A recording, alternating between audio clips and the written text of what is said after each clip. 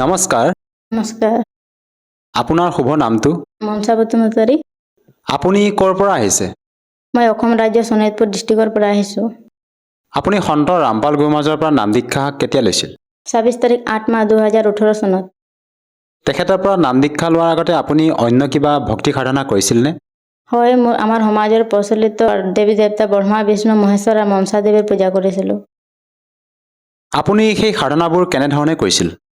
যেনেকৈ সৰুৰ পৰা মোৰ মা দেউতাহঁতে কৰিছিলে, মঙ্গলবাৰ গাখীৰ দিছিলে আৰু উপাস কৰিছিলে, মানে এইবিলাকেই মই কৰি আছিলোঁ মন্দিৰ বনাই কিনে। আপুনি যিহেতু সাধনা আটাইবিলাক কৰি আছিলে, আপোনাৰ পৰিয়ালৰ লোকে যেনেধৰণে কৰে সেইদৰে আপুনিও কৰি আছিলে, তেনে ক্ষেত্ৰত আপুনি সন্ত ৰামপাল গুৰুমাজৰ শৰণলৈ কিয় আহিব লগা হ'ল? মানে এইবিলাক পূজা পাঠ কৰি ঘৰৰ মানে একো পুৰা অশান্তি হৈ আছিলে, চবেই বেমাৰ আজাৰ, যেনেকৈ আমাৰ মা এপেণ্ডিক্স আৰু কেঞ্চাৰ ৰোগৰ পৰা তাৰ মৃত্যু হৈ গ'ল, আমাৰ দেউতা পগলা হৈ ঘৰৰ পৰা ওলাই গ'ল। তাৰ পাছত মোৰো 2012 চনৰ পৰা ইমান বেমাৰ হৈ আছিলে, কেতিয়াবা হৈছিলে জ্বৰ, কেতিয়াবা মাথা বিষ, কেতিয়াবা পেট বিষ, এটা বেমাৰ হৈ আছিলে, ভালেই হোৱা নাছিলে। তাৰ পাছত মই এইবিলাক তথাপিও মই পূজা পাঠ কৰি আছিলোঁ। লাষ্টত মই এইবিলাক পূজা কৰোঁতে 2014 চনত মোৰ টিবি বেমাৰটো পাই গ'ল। টিবি বেমাৰটো পোৱাৰ পাছতে মই এইবিলাকৰ দৰৱ খালোঁ, দৰৱ খাই বৈ তাৰ পাছত আৰু মই এপেণ্ডিক্সটো হ'ল, এপেণ্ডিক্সৰ মই দৰৱ খালোঁ, ডক্টৰ তাত দেখালোঁ। পাছত ডক্টৰে ক'লে কি তোক অপাৰেশ্যন কৰিব লাগিব, কিন্তু মই ডক্টৰক ক'লোঁ মোৰ ঘৰতো কোনো চাবলগীয়া মানুহ নাই, মই অকলে, সেইকাৰণে অপাৰেশ্যন নকৰোঁ ক'লোঁ। তাৰ পাছত ডক্টৰে মোক দাৱাই দিলে, মই দাৱাইবিলাক খাই কিনে অলপ আৰাম পালোঁ। আৰাম পাছৰ পৰা মই টিবি বেমাৰটো হোৱাৰ কাৰণে মই বহুতখিনি দৰৱ আদি খায়ো খাই গৈ মানে পুৰা মন্দিৰ মছজিদ চব জেগাত যাব ধৰিলোঁ। তাৰ পাছত আৰু গীৰ্জাঘৰতো মই গৈছিলোঁ 1 বছৰ, তাত গৈ কিনে মই বহুত বিনতি প্ৰাৰ্থনা বহুত কৰিলোঁ। যিমান দিন মই গীৰ্জাঘৰত গ'লোঁ ইমান দিনতো মই ভালেই থাকোঁ, যিমান দিন মই মন্দিৰত যাওঁ ইমান দিন মই ভালেই থাকোঁ। আৰু পাছত যাব এৰি দিলে তেতিয়া আকৌ মোৰ বেমাৰটো হ'বলগীয়া ধৰে। এনেকৈ কৰি পাছত আমাৰ ঘৰতো কৈ আছিলে খুৰীহঁতে, তো আমাৰ পৰিয়ালটো যিমান আছে সিহঁতি আগতে সন্ত ৰামপালজী মহাৰাজৰ পৰা 14 চনতে নাম লৈছিলে। সিহঁতি কৈছিলে তো ইমান বেমাৰ হৈ থাকোঁ, যিহেতু সোনকালে সন্ত ৰামপালজী মহাৰাজৰ পৰা নাম ল'লে তোৰ বেমাৰ ভাল হৈ যাব। কিন্তু মই সন্ত ৰামপালজী মহাৰাজৰ কিতাপ পঢ়িছিলোঁ, পঢ়ি কিনে মানে মই বুজি পাইছিলোঁ।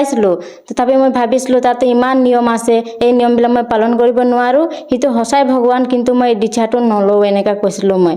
তাৰ পাছত এদিন কি হ'ল, সপোনতে মোক সন্ত ৰামপালজী মহাৰাজে দৰ্শন দিলে। মই সন্ত ৰামপালজী মহাৰাজক দণ্ডৱত প্ৰণাম কৰিলোঁ।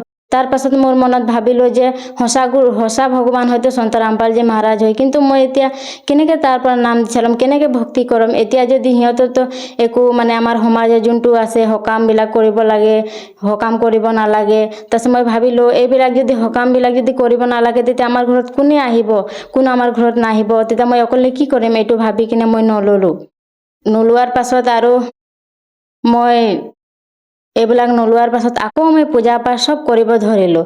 পাছত অলপতো আৰাম পাইছিলোঁ টিবি বেমাৰটো, আকৌ এইটো বেমাৰ আকৌ ধৰিব খুজি কিনে পাছত যেতিয়া মই আৰু দৰৱ পাতি খাব ধৰিলোঁ, মানে এইবিলাক বেমাৰটো ভাল কাৰণে দৰৱ পাতি খালোঁ, তাৰপাছতো আৰাম পোৱা নাই।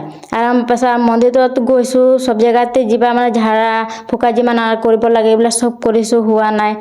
লাষ্টত মোৰ এপেণ্ডিক্সৰ যোনটো পেট বিষ আছিলে, বিষটো আকৌ এবাৰ ঘূৰি উঠাৰ পাছত মোৰ আত্মাটো লাগিলে যে মই সন্ত ৰামপালজী মহাৰাজৰ যোনটো জ্ঞান গংগা আছে কিতাপটো মই আকৌ এবাৰ পঢ়িম। যোন টাইমত মই মানে কৰিছিলোঁ বেমাৰটো উঠাৰ সময়তে, মানে তেতিয়া এইটো টাইমত সন্ত ৰামপালজী মহাৰাজে ইমান জ্ঞানৰ প্ৰচাৰ হোৱা নাছিলে। তাৰ পাছত আমাৰ ওচৰত ল'ৰা এজনক মই ক'লোঁ যে মইতো ইমান বেমাৰ হৈ থাকোঁ, তাৰ কাৰণে মই এবাৰ আৰু সন্ত ৰামপালজী মহাৰাজৰ জ্ঞান গংগা কিতাপটো পঢ়িব বিচাৰিছোঁ বুলি মই ক'লোঁ। পাছত সি ক'লে মোৰ তাত এতিয়া জ্ঞান গংগা আছে, আমাৰ খুৰা আনি থৈ দিছে, মইতো পঢ়ি কিনে একো বুজি নাপালোঁ, তাৰ কাৰণে তোক আনি দিম, তই পঢ়িবি, পঢ়ি কিনে যদি বুজি পাই মোকো অলপ বুজাবি, এনেকৈ ক'লে। তো মই ঠিক আছে আনি দিবি এনেকৈ ক'লোঁ। পাছত সি আনি দিলে মোক কিতাপটো, মই 3 দিনমান পঢ়িলোঁ, সৃষ্টি ৰচনা পঢ়িলোঁ, আৰু তাৰ আছিলে যোনটো ইণ্টাৰভিউবিলাক চালোঁ। বহুত মানুহৰ বহুত কেঞ্চাৰ বা কিবা বহুত ডাঙৰ ডাঙৰ বেমাৰ আছিলে, সিহঁতৰ এই বেমাৰবিলাক ভাল হ'ল। তাৰপিছত মই ভাবিলোঁ সন্ত ৰামপালজী মহাৰাজে যদি সিহঁতক ভাল কৰিব পাৰিছে মোক কিয় ভাল নকৰে। এইটো ভবাৰ পাছত মোৰ ইমান জোৰকৈ যোনটো এপেণ্ডিক্সৰ বিষটো আছিলে এইটো ইমান জোৰকৈ উঠিলে। তেতিয়া মই ক'লোঁ তাক গুৰুজী সন্ত ৰামপালজী মহাৰাজক দণ্ডৱত প্ৰণাম কৰি কিনে ক'লোঁ যে আপুনি যদি সঁচা ভগৱান হয় তেতিয়াহ'লে মোৰ পেটৰ বিষটো ভাল কৰি দিয়ক, মই আপোনাৰ শৰণত যাম আৰু আপোনাৰ পৰা নাম দীক্ষা লৈ কিনে ভক্তি কৰিম বুলি ক'লোঁ। পাছত লাহে লাহে লাহে লাহে মোৰ বিষটো ভাল হ'ব ধৰিলে। তাৰ পাছত মই নাহৰকটীয়া নামদান চেণ্টাৰত গৈ সন্ত ৰামপালজী মহাৰাজৰ পৰা নাম দীক্ষা ল'লোঁ। আপুনি যিহেতু সন্ত ৰামপাল গুৰু মহাৰাজৰ পৰা নাম দীক্ষা লোৱাৰ আগতে বিভিন্ন সমস্যাত ভুগি আছিলে, আপোনাৰ শাৰীৰিক যিবিলাক বেমাৰ আছিলে, ব্যাধি আছিলে, সেই সমস্যাবিলাকৰ কাৰণে আপুনি বহুত অশান্তিত আছিল। বৰ্তমান আপুনি সন্ত ৰামপাল গুৰু মহাৰাজৰ পৰা নাম দীক্ষা লোৱাৰ পিছত আপোনাৰ যি সেইবিলাক সমস্যা আছিলে সেই সমস্যাবিলাক সম্পূৰ্ণকৈ দূৰ হ'লনে? হয়, মোৰ যোনবিলাক সমস্যা আছিলে আগতে টিবি এপেণ্ডিক্স বেমাৰ আছিলে এইটোও ভাল হ'ল। আৰু যোনটো মোৰ মাহেকীয়া প্ৰব্লেম আছিলে যোনটো মই ভাল কৰিবৰ কাৰণে মেডিকেলত দেখালোঁ, তাৰপাছত মন্দিৰতো গ'লোঁ, ভাল হোৱা নাছিলে। এইটো সন্ত ৰামপালজী মহাৰাজৰ পৰাই দীক্ষা লৈ মোৰ ভাল হ'ল। আপুনি যিহেতু সন্ত ৰামপাল গুৰু মহাৰাজৰ পৰা নাম দীক্ষা লোৱাৰ পিছতে শাৰীৰিকভাৱে বিভিন্ন প্ৰকাৰে লাভ পাইছে, ইয়াৰ উপৰিও আপুনি আৰু অন্য কিবা লাভ পাইছেনে? হয়, মই প্ৰথমে ক'ব বিচাৰিছোঁ যে মই আধ্যাত্মিক লাভ পালোঁ, যিটো আমাৰ মানুহজনৰ মূল উদ্দেশ্য আমি নিজৰ মুখ প্ৰাপ্ত কৰিবৰ কাৰণে পাইছোঁ। আৰু দ্বিতীয়টো হ'ল মোৰ যোনটো শাৰীৰিক আছিলে কষ্ট এইবিলাক দূৰ হ'ল। আৰু ঘৰত যোনটো আমাৰ হাই কাজিয়া হৈছিলে এইবিলাকো ভাল হ'ল। যোনটো নেকি ঘৰত মোক কোনো চাব পৰা নাছিলে, চবেই কৈছিলে তোৰ বেমাৰ কেতিয়াও ভাল নহ'ব, তই এনেকাই থাকিবি, এনেকৈ কৈ আছিলে। এইবিলাক চব আমাৰ গাঁৱৰো মানুহ কৈছিলে ই নাবাচিব, ই মৰি যাব বুলি কৈছিলে। কিন্তু মই এইবিলাক চব সমস্যা সন্ত ৰামপালজী মহাৰাজৰ পৰা আহি কিনে তাৰ পৰা দীক্ষা লৈ কিনে মই চব এইবিলাক সুখী হ'লোঁ। সঁচাকৈ আধুনিকতাৰ এই যুগত এটা আচৰিত কথা, এজন সন্তৰ পৰা নাম দীক্ষা লোৱাৰ পিছতে আপুনি বিভিন্ন প্ৰকাৰে লাভ পাইছে, শাৰীৰিকভাৱে হওক বা আৰ্থিকভাৱে হওক বা পাৰিবাৰিকভাৱে বিভিন্ন প্ৰকাৰে আপুনি লাভ পালে। এইটো আচলতে কেনেকৈ সম্ভৱ এজন সন্তৰ পৰা নাম দীক্ষা লোৱাৰ পিছতে এনেধৰণৰ লাভ পোৱাটো? কিয় আমাৰ গুৰুজী সন্ত ৰামপালজী মহাৰাজে যোনটো ভক্তি দিছে, শাস্ত্ৰ অনুকূল ভক্তি দিছে, যোনটো আমাৰ গীতা হওক, ভাগৱত হওক, দেৱী পুৰাণ চব 4 বেদ 6 শাস্ত্ৰ অথপুৰাণৰ প্ৰমাণিত জ্ঞান দি আছে। তাৰ কাৰণে যোনে যদি তাৰ পৰা দীক্ষা লৈ ভক্তি কৰে তো সিহঁতৰ লাভ হ'বই। আমাক সদায় শাস্ত্ৰ অনুকূল ভক্তি কৰিব লাগে। যেনেকৈ গীতাত কৈছে, गीता अध्याय 16 श्लोक 23 कैसे जोने शास्त्र विधि त्याग कर मनमाना आचरण करता है ना उसको सुख होता है ना गति होता है ना उसको मोक्ष प्राप्त होता है।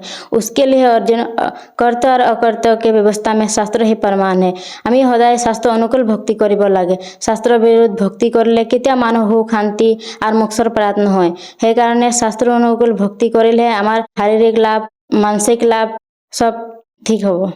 আপুনি যেহেতু সন্ত ৰামপাল গুৰু মহাৰাজৰ পৰা নাম দীক্ষা লোৱাৰ পিছতে শাৰীৰিকভাৱে বা আৰ্থিকভাৱে হওক বিভিন্ন প্ৰকাৰে লাভ পাইছে, যিসকল দৰ্শকে আজি আপোনাক টিভি স্ক্ৰীনত প্ৰত্যক্ষ কৰি আছে তেওঁলোকক আপুনি কি বাৰ্তা দিব বিচাৰে যাতে তেওঁলোকেও আপোনাৰ দৰে উপকৃত হ'ব পাৰে?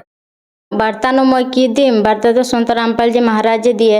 তাৰ কাৰণে মই সবকে হাত জোৰ কৰি এইটোৱে প্ৰাৰ্থনা কৰিব খুজিছোঁ যে আগতে মই যোনটো ভক্তি সাধনা কৰি আছিলোঁ, ব্ৰহ্মা বিষ্ণু মহেশ্বৰ মনসা দেৱীৰ এইবিলাক সব শাস্ত্ৰৰ বিৰুদ্ধ আছিলে। তাৰ কাৰণে মই একো লাভ পোৱা নাছিলোঁ। কিন্তু এতিয়া সন্ত ৰামপালজী মহাৰাজে যোনটো ভক্তি দিছে শাস্ত্ৰ অনুকূল দি আছে, তাৰ পৰা যদি নাম দীক্ষা লৈ কিনে যদি ভক্তি কৰে তেতিয়া সব বেমাৰৰ পৰা বেমাৰ আজাৰ অশান্তি সব দূৰ হ'ব। যেনেকৈ মোৰ হৈছে এতিয়া আপোনালোকৰো হ'ব। তাৰ কাৰণে আপোনালোকে সন্ত ৰামপালজী মহাৰাজৰ যোনটো সৎসং টিভিত সাধনা চেনেলত 7:30 পৰা 8:30 লৈকে আৰু এতিয়া সব জেগাতে সন্ত ৰামপালজী মহাৰাজৰ জ্ঞান গংগা জীৱন হুকুম গীতাত্মাৰ জ্ঞানৰ এইবিলাক কিতাপ এটা প্ৰচাৰ চলি আছে। এইবিলাক কিতাপ আপোনালোকে লওক আৰু এইবিলাক কিতাপ পঢ়ক আৰু জ্ঞানটো বুজি কিনে সন্ত ৰামপালজী মহাৰাজৰ পৰা নাম দীক্ষা ল'ব পাৰিব। যেহেতু আপোনালোকৰ গুৰু সন্ত ৰামপাল গুৰু মহাৰাজ হাৰিয়ানা প্ৰান্তৰ নিবাসী হয়, তেনে ক্ষেত্ৰত অসমৰ কোনো লোকে যদি তেখেতৰ পৰা নাম দীক্ষা ল'ব বিচাৰে সহজভাৱে কেনেকৈ ল'ব পাৰিব? এতিয়া সকলোৱে শিক্ষিত সমাজ হয়। এতিয়া সবৰ হাততে মোবাইল আছে। মোবাইলতে যেনেকৈ ফেচবুক হ'ল, ইউটিউব হ'ল, সব জেগাতে এতিয়া সন্ত ৰামপালজী মহাৰাজৰ সৎসং চলি আছে।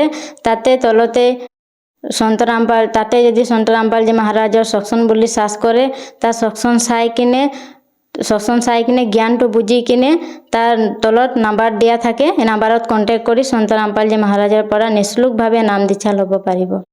ধন্যবাদ থাকিল। নমস্কাৰ।